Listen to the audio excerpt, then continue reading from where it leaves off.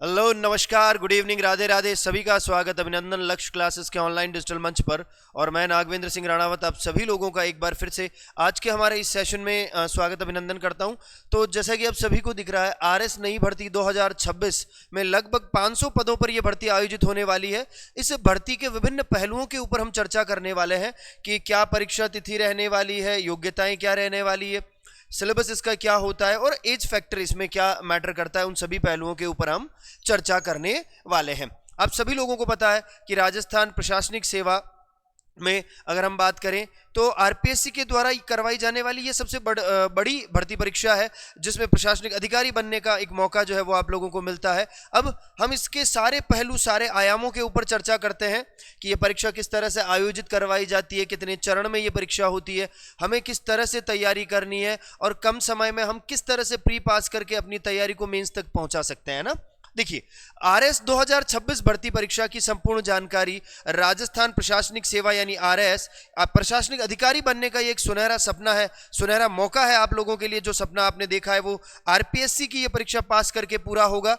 और लगभग अनुमानित कितने पद हैं? 500। और संभावित परीक्षा तिथि क्या है? तो मई 2026, यानी मई के मंथ में ये परीक्षा तिथि परीक्षा जो है वो करवाई जाएगी। अभी तक डेट प्रॉपर तरीके से डिक्लेयर नहीं करी, लेकिन संभावित अगर मैं परीक्षा के बारे में बात करूं तो आपको ध्यान रखना है कि संभावित इसकी जो डेट है वो संभावित डेट क्या हो सकती है? तो संभावित डेट हो सकती है कितनी? 3 मई, है ना। याद रखिएगा 3 मई की डेट जो है वो संभावित है, क्योंकि ये रिजर्व डे रखा गया था, तो टेंटेटिव है कि यहां पर हो जाए ये परीक्षा। ठीक है, फिर हम चर्चा करेंगे कि आखिर इस परीक्षा का परिचय, किस तरह से ये परीक्षा आयोजित करवाई जाती है। देखिए, तो आपको पता है कि ये राज्य की सर्वोच्च सेवा है, एक गौरवशाली व जिम्मेदारी भरा करियर है। आरपीएससी के द्वारा ये परीक्षा आयोजित करवाई जाएगी, जो मुख्यतया 3 चरणों में परीक्षा आयोजित करवाई जाती है। एक करवाई जाती है प्रारंभिक परीक्षा, एक चरण है मुख्य और एक है साक्षात्कार। अब देखिए, यहां पर ध्यान रखने योग्य बात क्या है ना। तो आपको एक चीज मैं बहुत क्लियर कर दूं कि प्री और मेंस की कोई तैयारी अलग अलग नहीं होती है। आपको प्री और मेंस की तैयारी एक ही साथ लेकर के करनी होती है, क्योंकि देखिए, अगर आप भारत का इतिहास पढ़ रहे हैं, राजस्थान की राज्य व्यवस्था पढ़ रहे हैं, भारत की ज्योग्राफी पढ़ रहे हैं, इकोनॉमिक्स पढ़ रहे हैं और दूसरे विषय पढ़ रहे हैं, ये तो है नहीं कि आप प्री में उनको अलग तरीके से पढ़ेंगे और मेंस में उनको अलग तरीके से पढ़ेंगे। तैयारी एक साथ ही होती है, ये आप गांठ बांध लीजिए, क्योंकि अलग अलग तरीके से ना तो आप लोगों के पास उतना समय है, ना हम उस तरह से खुद को दोबारा से तैयार कर पाएंगे। और आरएस बनना एक बहुत बड़ा संघर्ष है, एक बहुत बड़ी यात्रा है, जिसमें बहुत सारे उतार चढ़ाव आएंगे, बहुत सारे अप एंड डाउन आएंगे। उसके बावजूद भी आपको स्टिक रहना है अपने उस प्लान के ऊपर, अपने उस गोल के ऊपर। और एक बात मेरी हमेशा याद रखिएगा, जितना बड़ा आप लोगों का त्याग होगा, आप लोगों का बलिदान होगा, सैक्रिफाइस जितना बड़ा होगा, उतना बड़ी आपको सफलता मिलेगी। इसलिए अगर आप लोगों की तैयारी बहुत बढ़िया है तो आप लोगों को एक सफल होने से कोई नहीं रोक सकता, क्योंकि सारी चीजें डिपेंड करती है आप लोगों के कॉन्फिडेंस के ऊपर, आप लोगों के सैक्रिफाइसेस के ऊपर। और लास्ट में हमने बात करी है साक्षात्कार को लेके। वहीं पर मैं बात करता हूं कि रिक्तियों का विवरण। ये जो रिक्तियां अभी बताई गई है गवर्नमेंट के द्वारा कि हम परीक्षा जो है कितने पदों पर करवाना चाहते हैं, लगभग 500 पदों पर हम अनुमानित ये वैकेंसी जो है वो करना चाहते हैं, जिसमें आरएस सर्विसेज को लेकर देख लीजिए, सबऑर्डिनेट सर्विसेज, अलाइड सर्विसेज जो है वो लेकर के देख लीजिए, और अंतिम संख्या अधिसूचना पर निर्भर है। देखिए, संख्या एक फिगर है, तैयारी हमारी जितनी बढ़िया होगी उसी हिसाब से आप लोगों को क्या होगा? सफलता मिलेगी। अगर आप लोग बहुत ज्यादा समय अपने व्यक्तिगत कार्यों में अगर खर्च कर रहे हैं तो सफलता से आप बहुत दूर हैं। आप लोग अपने आप को पहले उस हिसाब से तैयार करिए, अपना स्टेट ऑफ माइंड उस हिसाब से आप डिक्लेयर करिए कि हाँ, मुझे इस तरह से तैयारी करनी है, एक निश्चित समय अपनी तैयारी को दीजिए, तब जाकर के तो हमारे सफलता मिलेगी हमें। वरना पढ़ते तो सारे ही हैं, सारों का कभी सिलेक्शन होता नहीं है।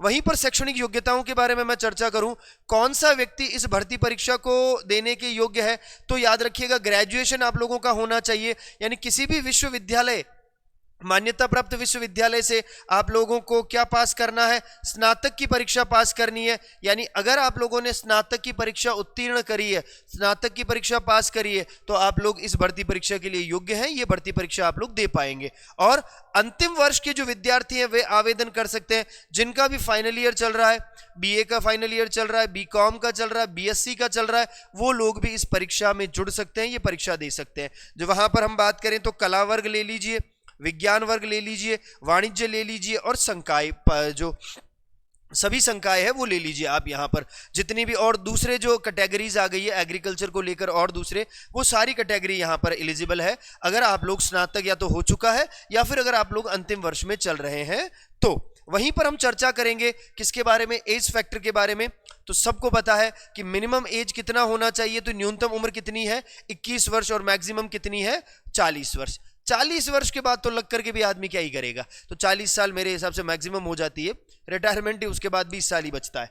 अब यहां देखिए, अगर आप किसी रिजर्व कैटेगरी के हैं, चाहे आप अनुसूचित जाति वर्ग से हैं, अनुसूचित जनजाति वर्ग से हैं, अन्य पिछड़े वर्ग से हैं या फिर महिला वर्ग से हैं, तो आप सब लोगों को अपनी कैटेगरी के अकॉर्डिंग एज में छूट दी जाएगी और वो छूट जितनी सरकारी नियमानुसार होगी उतनी आपको एज में क्या दी जाएगी, छूट दी जाएगी। वहीं पर हम बात करें इसकी सफलता को लेकर आपको किस तरह से तैयारी करनी है, तो देखिए यहां पर सबसे पहले है प्रीलिम्स। अब बहुत सारी बार क्या होता है, हम लोग प्रीलिम्स पास नहीं कर पाते और ये बहुत ज्यादा सोचने वाला विषय है, क्योंकि आप देखिए आए दिन परीक्षा में जो मेरिट है उसका स्तर गिरता जा रहा है। क्यों? क्योंकि विद्यार्थियों के पास उतना अच्छा कंटेंट नहीं है, उतना अच्छा तरीके का स्टडी मटेरियल नहीं है कि वो अच्छा सा परफॉर्म कर पाए।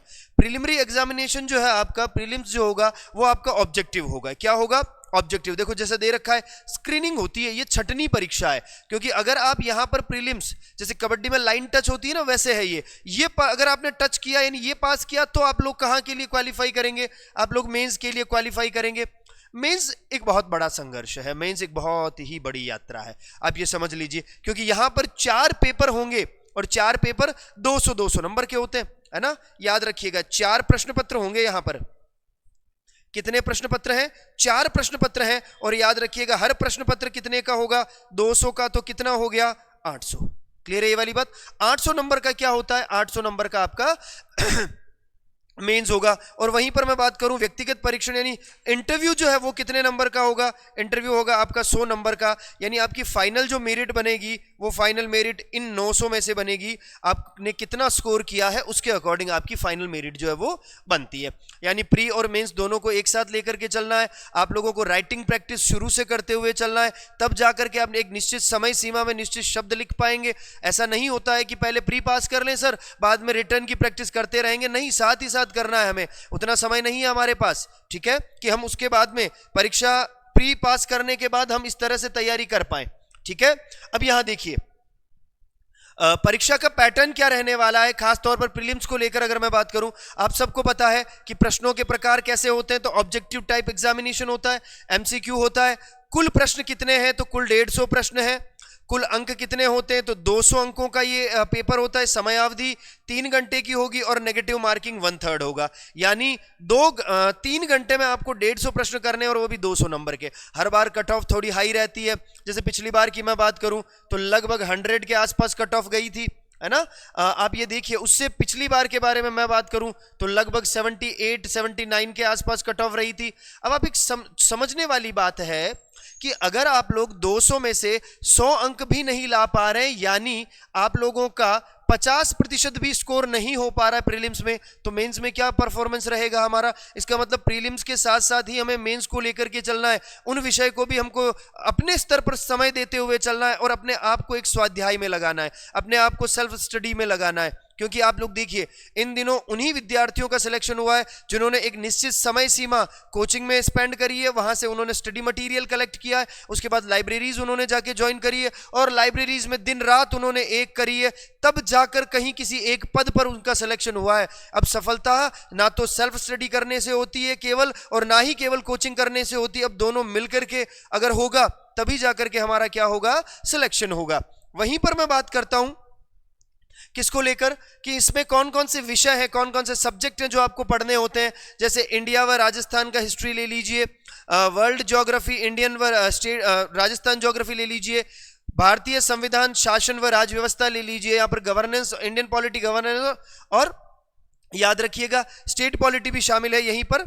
फिर देखिए यहाँ पर बजट व आर्थिक समीक्षा, ये सबसे इंपॉर्टेंट है, इकोनॉमिक रिव्यू, दैनिक विज्ञान और आईटी को लेकर, मैथ व रीजनिंग को लेकर। लेकिन याद रखिएगा आप लोगों को पता है अभी सिलेबस बदल दिया गया है और नवीनतम जो पाठ्यक्रम है आपको उसके बारे में चीजें जो है क्या करनी है, ध्यान रखनी है। अभी जो नवीनतम पाठ्यक्रम आया है उसमें पूरी तरह से सिलेबस को मॉडिफाई किया गया है। लगभग 25 से 30% तक सिलेबस में बदलाव देखने को मिला है ना। और सबसे ज्यादा बदलाव कहां पर देखने को मिला, तो करंट अफेयर वाले सेगमेंट में, कि करंट अफेयर जो है पूरी तरह से राजस्थान का पूछा जाएगा। तो यह आपको ध्यान रखना है कि हम जब बात करते हैं किसके बारे में, करंट अफेयर के बारे में, तो आपको पता होना चाहिए ये किसके बारे में है, ये किसके बारे में रहने वाला है। तो ये पूरी तरह से राजस्थान के ऊपर बेस्ड रहने वाला है। अब इंडिया और वर्ल्ड आपको न के बराबर पढ़ना है, करंट अफेयर को लेकर पढ़ना जरूर है लेकिन न के बराबर आपको पढ़ना है। वहीं पर मैं बात करूं मेंस को लेकर, है ना। देखिए अभी हमने प्रीलिम्स को लेकर के प्रॉपर तरीके से यूट्यूब पर एक डिटेल एनालिसिस, सिलेबस एनालिसिस हमने करवाया है। बहुत जल्दी हम मेंस को लेकर भी काम करने वाले हैं। और आप सभी लोगों के लिए खुशखबरी है, लक्ष्य क्लासेस आप सभी विद्यार्थियों के लिए सिविल सर्विसेज को लेकर अलग से डेडिकेटली एक चैनल बना रहा है। उसके ऊपर हम बहुत बढ़िया और बहुत बेहतरीन तरीके से काम करेंगे उन सभी गंभीर विद्यार्थियों के लिए जो एक निश्चित स्टडी मटीरियल को लेकर तैयारी करना चाहते हैं। तो आप लोगों के लिए लक्ष्य क्लासेस एक और नवाचार कर रहा है ना। चलिए, और यहां पर आपको ध्यान रखना है ये जो पेपर होता है ये डिस्क्रिप्टिव होता है, यानी यहां पर आपको लिखना होता है। अब ये क्या होता है, तो यहां पर कोई वैकल्पिक विषय नहीं है, सभी के लिए समान सामान्य अध्ययन के 4 प्रश्न पत्र होते हैं। हर प्रश्न पत्र 200 नंबर का होता है, यानी लगभग 800 नंबर का ओवरऑल सिलेबस इसका रहने वाला है। हम प्रॉपर तरीके से सिलेबस एनालिसिस करेंगे मेंस को लेकर कि किस किस विषय में क्या क्या इंपॉर्टेंस है और आपको किस किस तरीके से तैयारी करनी है ना। चलिए फिर हम बात करेंगे यहां पर मेंस में सिलेबस का विवरण क्या रहने वाला है। 4 पेपर रहते हैं। सबसे पहले हम बात करेंगे तो हिस्ट्री, इकोनॉमिक्स की, सोशियोलॉजी की और मैनेजमेंट की। वहीं पर बात करेंगे नैतिकता, सामान्य विज्ञान, भूगोल, राजनीति, लोक प्रशासन, खेल, योगा। और वहीं पर बात करेंगे सामान्य हिंदी व सामान्य अंग्रेजी। हालांकि यहां पर अभी नए सिलेबस में क्या किया गया है, कुछ परिवर्तन किया गया है। साथ ही साथ यहां पर भी इन्होंने एग्जामिनेशन स्कीम में क्या किया है, तो यहां पर इन्होंने परिवर्तन किया है। ये केवल पेपर का एक एनालिसिस है, पूरी तरह से क्वेश्चन किस टाइप से पूछे जाते हैं, कितने अंक के होंगे, कितने शब्दों में लिखना होता है और किस किस विषय में क्या क्या टॉपिक है, उन सभी को लेकर हम एक डिटेल वीडियो भी बनाने वाले हैं मेंस को लेकर। तो बहुत जल्दी वो भी आपको हमारे यूट्यूब चैनल पर अवेलेबल करवा दिया जाएगा, ठीक है। और यहां बात किया जाए इंटरव्यू जो करवाया जाता है वो इंटरव्यू कितने अंकों का होता है बेटा, तो 100 अंकों का वो इंटरव्यू होता है जिसमें प्रशासनिक दक्षता का आकलन किया जाता है। ये चेक किया जाता है कि वास्तव में जब मुश्किल हालात होंगे तो आप कहीं पैनिक तो नहीं हो जाएंगे, आप लोगों में कितना पेशेंस है, कितना डेडिकेशन है अपने काम को लेकर, वो चेक किया जाएगा। वहीं पर निर्णय लेने की क्षमता, यानी आप लोग मुश्किल से मुश्किल परिस्थिति में भी निर्णय ले सकते हैं या नहीं, आप अकाउंटेबल हैं या नहीं अपने कार्य को लेकर, उन सभी के ऊपर बात किया जाएगा। कम्युनिकेशन स्किल आप लोगों की कैसी है, कॉन्फिडेंस लेवल आप लोगों का कैसा है, उन सभी पहलुओं के ऊपर चर्चा की जाती है और यह जांचा जाता है कि आप लोग इस परीक्षा के लिए फिट हैं या नहीं है। चलिए फिर देखिए यहीं पर मैं बात करता हूं सफलता के लिए आपको करना क्या है। आपको आधिकारिक सिलेबस को पूर्णतया आप लोगों को उसके ऊपर अपनी ग्रिप जो है वो डेवलप करनी है। PYQs देखने, देखिए अभी आपको पता है कि आरपीएससी के द्वारा परीक्षा में प्रश्न पूछने में बहुत ज्यादा क्या किया गया है। अभी आरपीएससी अपने ट्रेंड में क्या कर रही है, बहुत ज्यादा बदलाव कर रही है। अब आरपीएससी अपने ट्रेंड में बदलाव कर रही है तो नए नए प्रश्न आ रहे हैं, उसके लिए आपको पुरानी परीक्षाओं में पूछे गए प्रश्नों का एक आधार लेना पड़ेगा कि इस तरह से अभी इस वर्ष परीक्षा में प्रश्न पूछे गए, उनका आधार लेंगे तो आप बढ़िया तरीके से आप लोग तैयारी कर पाएंगे।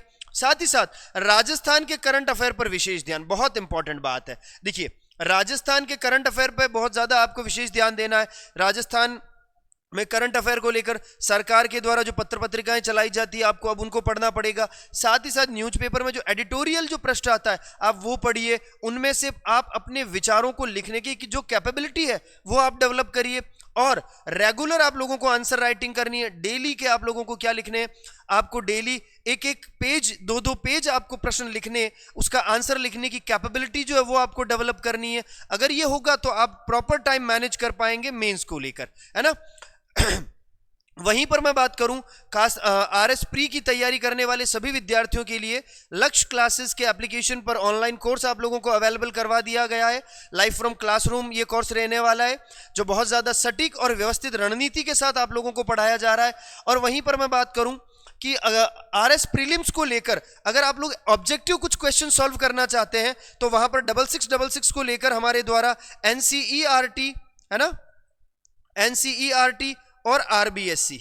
एनसीईआरटी और आरबीएससी को लेकर हमने क्या की है, ये इसी के पैमाने को आधार मानते हुए हमने एक 6666 की ऑब्जेक्टिव टाइप किताब जो है, बुक जो है वो निकाली है।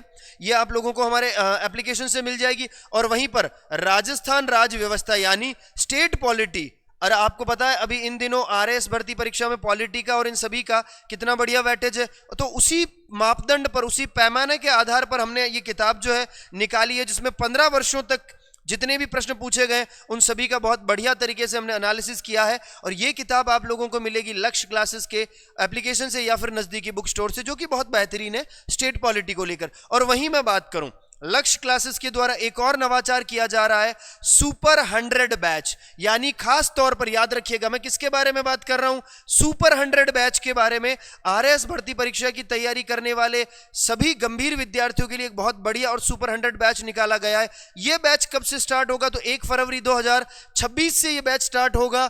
लाइव फ्रॉम ऑनलाइन और ऑफलाइन दोनों ही, लाइव फ्रॉम क्लासरूम होगा, ऑनलाइन और ऑफलाइन दोनों ही फॉर्मेट में चलाया जाएगा। और याद रखना, बहुत नॉमिनल फी पर यह आप लोगों को अवेलेबल करवाया जाएगा। इसके लिए आप लक्ष्य क्लासेस के टोल फ्री नंबर पर कॉल कर सकते हैं। तो लक्ष्य क्लासेस के द्वारा विद्यार्थी हित में खूब सारे नवाचार किए जाते हैं और इस कड़ी में ये और नवाचार है। तो याद रखिएगा, ध्यान रखिए, लक्ष्य क्लासेस के यूट्यूब चैनल पर हमने आरएस का प्रॉपर सिलेबस एनालिसिस करवा दिया गया है। वहां जाकर के आप लोग उसे पूरी तरह से देख सकते हैं और जुड़े रहिए लक्ष्य परिवार के साथ। Thank you very much. जय हिंद, जय भारत।